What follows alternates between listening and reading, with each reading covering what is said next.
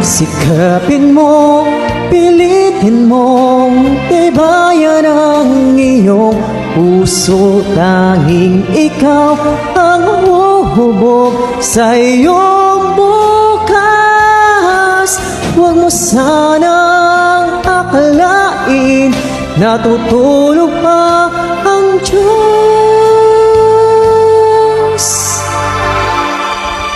Ang buhay mo ay mayroong halaga sa Kanya.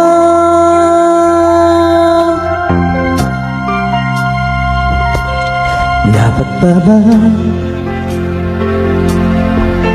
na ikaw ay maghintay at imukin pa, pilitin ka ng tadhana?